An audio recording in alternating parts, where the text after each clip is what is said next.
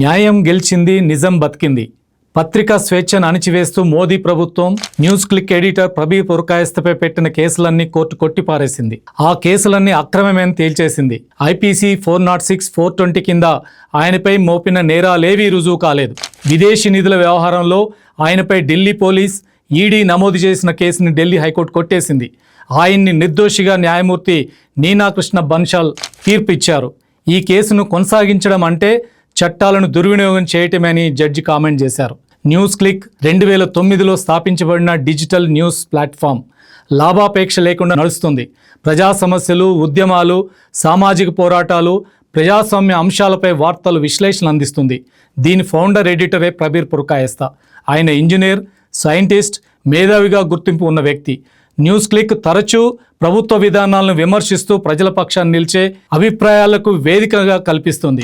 ఏడాది పైగా నడిచిన రైతు ఉద్యమ సందర్భంలో రైతుల వాదనల్ని జనంలోకి తీసుకువెళ్లడంలో ప్రబీర్ పురకాయస్థ కీలక పాత్ర పోషించారు. అందుకే ఆయనపై ప్రభుత్వం కక్ష కట్టింది, తప్పుడు కేసులు పెట్టింది. ఈ కేసు 2020లో మొదలైంది.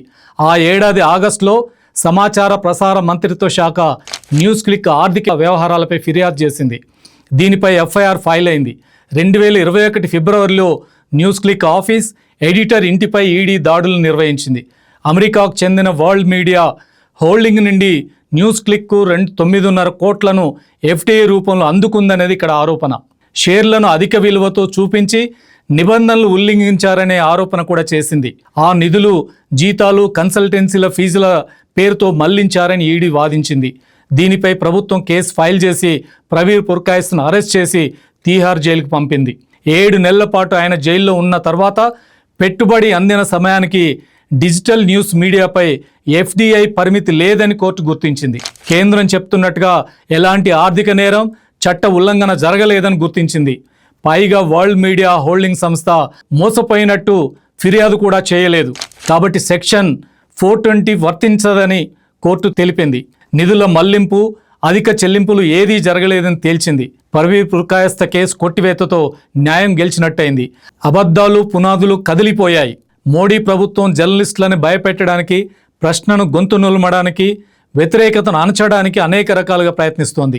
దీనికోసం దర్యాప్తు సంస్థలను దుర్వినియోగం చేస్తోంది. ప్రబీర్ కేసు దీనికి మరోసారి నిదర్శనంగా నిలుస్తోంది. పత్రికా స్వేచ్ఛలో మన దేశం 157వ స్థానంలో ఉందంటే పరిస్థితి ఎంత దారుణంగా ఉందో అర్థం చేసుకోవచ్చు. ఒక్క ప్రెస్ మీట్ కూడా పెట్టలేని ప్రధాని ఉన్న దేశం మనది.